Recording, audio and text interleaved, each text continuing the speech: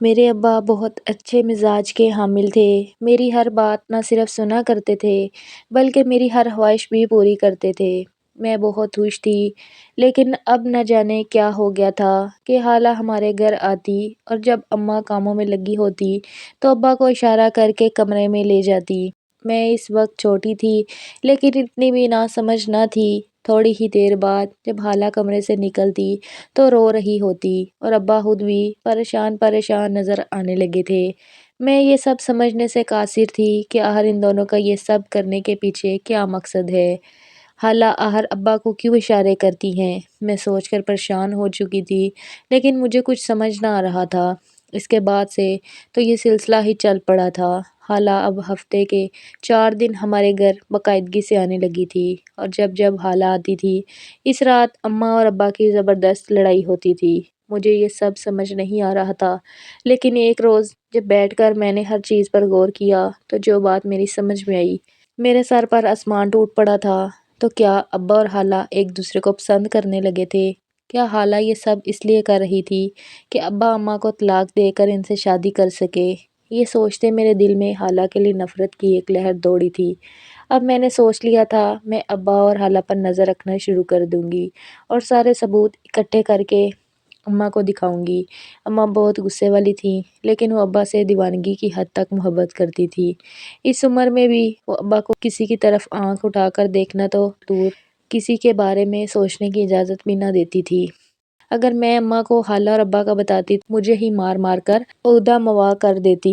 اس لیے میں نے ثبوت اکٹھے کرنے کا منصوبہ تیار کر لیا، لیکن اگلے روز جو خبر ملی اس نے مجھے دوبارہ سے سوچنے پر مجبور کر دیا، کیونکہ خالہ کا رشتہ طے ہو چکا تھا اور خالہ کو دیکھ کر لگ رہا تھا وہ بھی اس رشتے سے خوش ہیں۔ لیکن سوچنے والی بات یہ تھی خالہ کو شادی کسی اور سے کرنی تھی تو ابا کو اشارے کرتے ہوئے کمرے میں کیوں لے جاتی تھی؟ دن بدن اماں اور ابا کے جھگڑے بڑھتے ہی جا رہے تھے۔ گھر میں ہر وقت ان کی وجہ سے نحوست پھیلی رہنے لگی تھی۔ میں نے اماں کو سمجھانے کی کوشش کی تھی، لیکن اماں ایک نہ مانی تھی۔ اماں تو کیا، ابا کے آتے ہی ذرا ذرا اس بات پر ان سے جھگڑا کرنے لگتی۔ اگر ایسا ہی رہا تو ابا تجھے بھول کر کسی اور میں دلچسپی لینے لگ جائے گا اور تو ہاتھ ملتی رہ جائے گی، میں نے اماں کے پاس بیٹھ کر ان کو کہا تھا۔ لیکن میری بات سنتے ہی اماں کے چہرے کا رنگ فاق ہوا تھا اور اس نے میری طرف دیکھتے ہی اپنے ہاتھوں میں میرے بال جکڑے تھے اور بولی تھی تو بدبخت کہیں کی اپنی ہی ماں پر سوتن لا کر بٹھانے کی بات کر رہی ہے۔ تو جانتی ہے نا میں تیرے باپ سے کتنی محبت کرتی ہوں، پھر بھی تو نے ایسے الفاظ اپنی زبان پر لائے کیسے؟ خبردار، اگر تو نے آج کے بعد ایسا ویسا کچھ بھی سوچا یا کہا تو تیری زبان کاٹ دوں گی۔ اماں نے مجھے غصے سے کہتے اپنے قدم باہر کی طرف بڑھا لیے تھے۔ میری سوچ کے مطابق اماں تو کوئی بات بھی سننے کو تیار نہ تھی، تو ایسے میں کیسے وہ میری خالہ والی بات کا یقین کر لیتی؟ اماں نے تو مجھے کمرے میں ہی بند کر دینا تھا، انہیں جو کچھ بھی تھا میرے ہاتھ میں ہی تھا۔ میں نے دوبارہ سے ابا اور خالہ پر نظر رکھنا شروع کر دی تھی۔ خالہ روز اسی وقت آتی جس وقت اماں باورچی خانے میں مصروف ہوتی۔ میں نے سوچ لیا تھا اب خالہ کا راز کھول کر ہی رہوں گی۔ ہو سکتا ہے کہ خالہ اینڈ شادی والے دن ہی ابا سے شادی کا مطالبہ کر دیں، لیکن وہ شادی کر نہیں سکتی تھی کیونکہ میری اماں اب تک ابا کے نکاح میں تھی اور ابا 2 بہنوں کو ایک ساتھ نکاح میں نہیں رکھ سکتا تھا۔ اس سے پہلے ابا اماں کا چھوڑتا مجھے سچ جاننا تھا۔ اگلے روز جب خالہ ابا کو اشارہ کر رہی تھی تو میں اسے گور گور کر دیکھنے لگی۔ میری توجہ خود پر محسوس کرتے خالہ پھیکا سا مسکرا پڑی، لیکن میں نے چہرے کے تاثرات نہ بدلے۔ میں ہنس خالہ کو شعلہ بار نظروں سے گھور رہی تھی۔ ایک پل کے لیے تو میری آنکھوں میں اپنے لیے ایسا تاثر دیکھا کہ خالہ بوکھلا گئی تھی۔ اس دن کمرے میں جانے کے بجائے جلدی سے گھر سے چلی گئی۔ شکر تھا خالہ سے جان چھوٹی تھی، لیکن یہ میری خام خیالی تھی۔ اب جو آگے ہونے والا تھا وہ تو میں نے کبھی خواب میں بھی نہ سوچا تھا۔ ساری رات اماں اور ابا کے جھگڑے ہوتے رہے۔ بالآخر ابا ہی رات 11 بجے گھر سے نکل گیا اور اس کے نکلتے ہی اماں نے اپنے آپ کو کمرے میں بند کر دیا تھا۔ اماں کو یوں کمرے میں بند دیکھ کر پتہ نہیں کیوں مجھے ہول سے اٹھ رہے تھے۔ میں نے جا کر بہت دروازہ پیٹا، لیکن اماں اپنی ضد کی پکی تھی، اس نے دروازہ نہ کھولا۔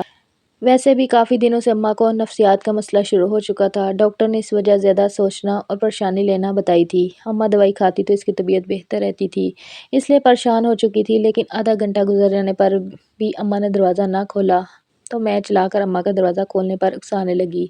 اماں تجھے میری قسم ہے دروازہ کھول دے، ابا واپس آ گیا ہے، اس نے وعدہ کیا ہے اب وہ تجھ سے کبھی نہیں لڑے گا۔ لیکن میری باتوں کا بھی اس پر کوئی اثر نہ ہوا۔ مجھے اچانک سے بے چینی شروع ہو چکی تھی۔ میں نے جلدی سے دوپٹہ سر پر لیا اور باہر جا کر اپنے پڑوس والی آنٹی کو بلا لائی۔ اس نے اپنے بیٹے سے کہہ کر دروازے پر جب زوردار 4 سے 5 ضربیں لگوائیں تو دروازہ کھل گیا، لیکن میری قسمت، میری اماں کی آنکھیں ہمیشہ کے لیے بند ہو چکی تھیں۔ اماں نے ابا اور خالہ کی وجہ سے ذہنی اذیت سہتے ہوئے خودکشی کر لی تھی۔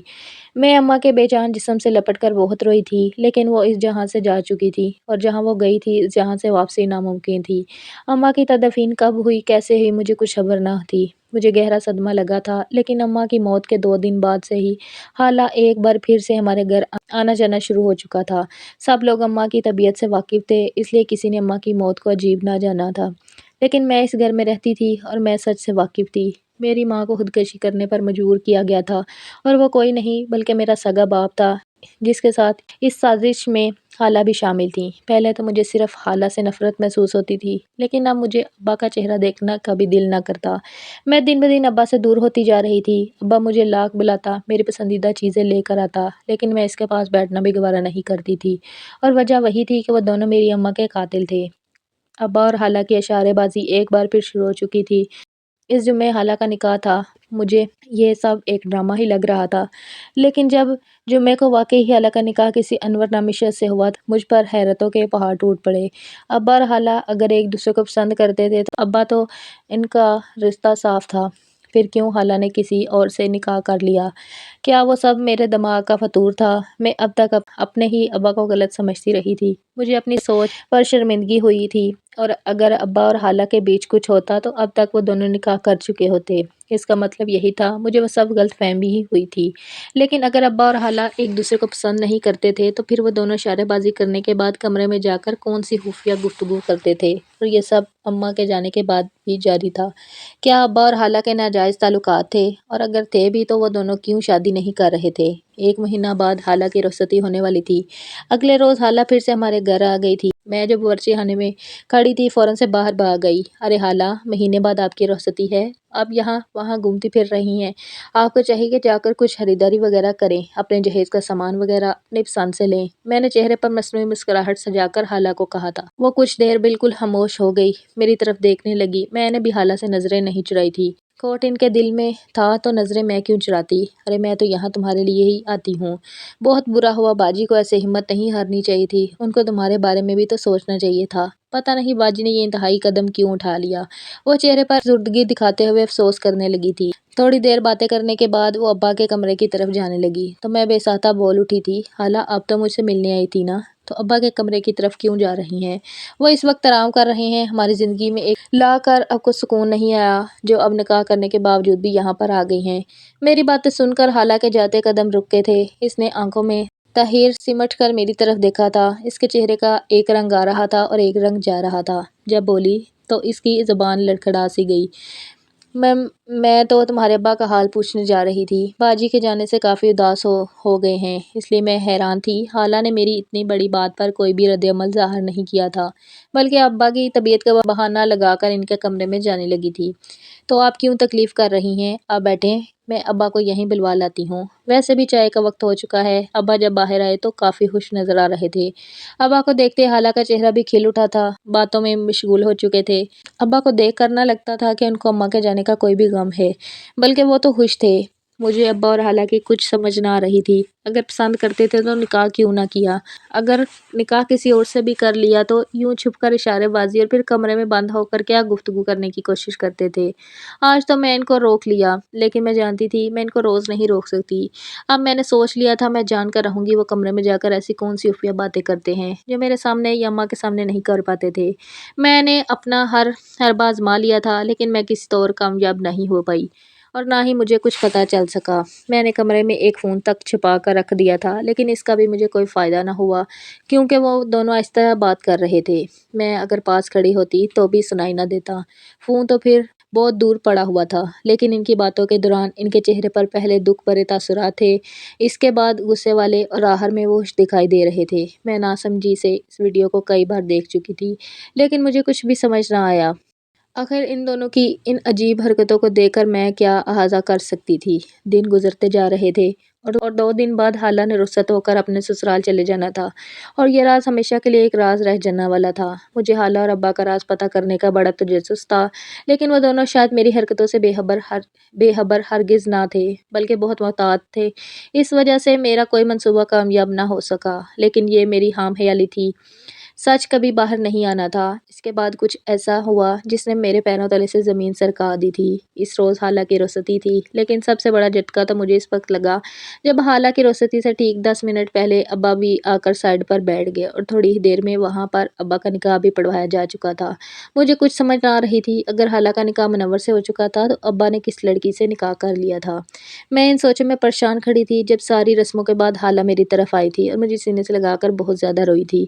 मेरी बच्ची मुझसे नफरत ना करना, मैंने कुछ गलत नहीं किया, बल्कि जो कुछ भी हुआ है बिल्कुल सही हुआ है। हाला यह अल्फाज कहते गाड़ी में बैठकर चली गई, लेकिन मुझे मजीद सोचों के बोमर में तन्हा छोड़ गई। इसके कहने का क्या मतलब था? जो कुछ भी हुआ सही हुआ, इस बात का क्या मतलब था?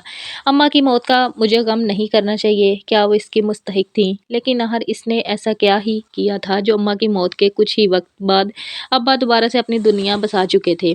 इसकी बेटी जवान थी और वो इस उम्र में खुद निकाह कर बैठा था। मुझे अब्बा से तो हाला से भी ज़्यादा नफ़रत महसूस हुई थी, लेकिन मैं इसे देखना चाहती थी जिसकी वजह से ये सब हुआ था। यही सच जानने के लिए मैं दुल्हन के कमरे में चली गई। अब्बा अभी भी बाहर था, मेहमानों को रुखसत करने में मसरूफ़ था। मेरे पास यही सही वक़्त था कि मैं इस औरत से जाकर सवाल जवाब कर सकूँ। आखिर क्यों वो एक ऐसे मर्द की ज़िंदगी में घुस आई थी जिसकी एक जवान बेटी भी थी और इसकी बीवी की मौत को अभी कम ही वक़्त गुज़रा था। शायद यही वो वजह थी जिसकी वजह से मेरे अब्बा और हाला ने मेरी अम्मा के साथ वो सब किया था जिसके चलते अम्मा ने खुदकुशी जैसा सख्त कदम उठा लिया। मैं कमरे में दाखिल हुई तो बिस्तर पर आराम से बैठी अब्बा का इंतज़ार कर रही थी। ये जगह मेरी अम्मा की थी, जहाँ वो आज बड़ी शान से बैठी होती। मैंने आगे बढ़ते जूँ ही घूंघट उठाया तो मेरे पैरों तले से ज़मीन निकल गई, क्योंकि वहाँ तो मेरी ही माँ बैठी हुई थी और ये सब मेरी आंखों का कोई फतूर नहीं था, बल्कि वो अम्मा ही थी। मैं गुमगु की कैफियत में गहरी इनको देखती रही। मेरी आंखें बरसने लगी थी। मैं बेसाता इनके गले लगाकर बच्चों की तरह बिलख बिलख कर रोने लगी। अम्मा, मुझे लगा तू मर गई है। ये सब अम्मा अब्बा ने किया था, वही धोखेबाज हैं। इस सब में हाला अब्बा के साथ शामिल थी। मैंने तुझे बताने की कोशिश की थी, लेकिन तूने मेरी बात ना मानी थी। लेकिन देख अम्मा, अब तो तुझे पता चल गया है ना। चल हम यहाँ से दूर चले जाते हैं, वरना अब्बा फिर से तुझे बीमार कर देगा। मैं दोबारा वो सब बर्दाश्त नहीं कर सकती। अम्मा तू चल मेरे साथ। वो मैं इसके सीने से लाकर छोटी बच्ची की तरह रोते हुए इस से इल्तिजा कर रही थी। तभी अब्बा कमरे में दाखिल हुआ और मुझे यूं अम्मा के गले लगकर देखकर मुस्कुरा पड़ा। मैंने नफरत से रुख फेर लिया। अब्बा मेरे सामने आ खड़ा हो चुका था। अम्मा भी अपनी जगह से उठ चुकी थी और मुझे पानी का गिलास पकड़ाया था, जिसे पीने के बाद अब्बा और अम्मा ने आपस में नज़रों का तबादला किया और अम्मा बोलना शुरू हुई। तेरी माँ माजिदा नहीं बल्कि साजिदा हूँ। माजिदा की जुड़वा बहन मैं और तेरा अब्बा बचपन से एक दूसरे से मंसूब थे, जिसकी वजह से हम दोनों एक दूसरे को पसंद करने लगे थे और हमारे बारे में सब कुछ जानते हुए भी माजिदा को तेरे अब्बा से मोहब्बत हो गई। इस मोहब्बत में इतनी अंधी हो गई, अपनी ही सगी बहन के खिलाफ साजिश करके मुझे एक हादसे में मरा हुआ साबित करवा कर सबको ये कह के मैं किसी और से मोहब्बत करती थी और 1 साल बाद खुद तेरे अब्बा से शादी कर ली। मुझे इसने अपनी पुरानी नौकरानी के हवाले कर दिया था, जो मुझे ऐसी दवा देती कि मैं खुद से बेगाना रहती। इसके बाद इसके बेटे और शौहर का कत्ल हो गया तो इसको मेरी हालत पर रहम आ गया। इसे लगा ये सब इसके साथ इसलिए हो रहा है, इसने मुझे कैद किया हुआ था। इसने तेरे अब्बा और हाला को ये सब बताया था। वो दोनों तेरी माँ को उकसाया था। इसने अपना सच कबूल कर लिया था, लेकिन इससे पहले इसका सच सबके सामने आता, इसने खुदकुशी जैसा इंतहाई कदम उठा लिया। हाला साजिदा की बातें सुनकर मुझे अम्मा की इस सोच पर अफसोस हुआ था, लेकिन मैं इससे नफरत नहीं कर पाई। वो मेरी माँ थी, मैं कैसे इससे नफरत कर सकती? शायद यही सब इसकी नफसियाती हालत की वजह थी। अपनी बहन को बर्बाद करने के चक्कर में खुद हराम मौत को खा गई थी। वो अना की पक्की अपनी इस दुनिया से बरकरार इज्जत का भरम रखने के लिए हराम मौत मरकर अपनी आखिरत को खराब कर गई। इसके बाद से मैंने हाला साजिदा को सच्चे दिल से माँ तस्लीम किया था और इसने मुझे माँ बनकर दिखाया भी था। आज इसके 2 बेटे हैं, मेरी शादी हो चुकी है, हम सब अपनी ज़िंदगी में खुश हैं। मैं सोचती हूँ अगर माँ अपनी किस्मत को मानकर सब्र करती तो शायद आज खुशहाल ज़िंदगी गुजार रही होती। मुझे अपनी सोच पर बाद में काफ़ी अफसोस हुआ था, क्योंकि मैंने बहुत गलत सोचा था। हमेशा पहले सच का पता लगाना चाहिए, इसके बाद किसी की ज़ात पर कोई फ़ैसला लेना चाहिए, वरना बाद में हम खुद आईने में देखने के काबिल भी नहीं रहते। आपको क्या लगता है, मेरी अम्मा ने अपनी ज़िद को मोहब्बत समझते हुए जो कुछ अपनी सगी बहन के साथ किया था, वो सही था? क्या अम्मा का अंजाम यही होना चाहिए था, या खुदकुशी करके अम्मा ने सही किया था? वो इसकी मुस्तहिक थी।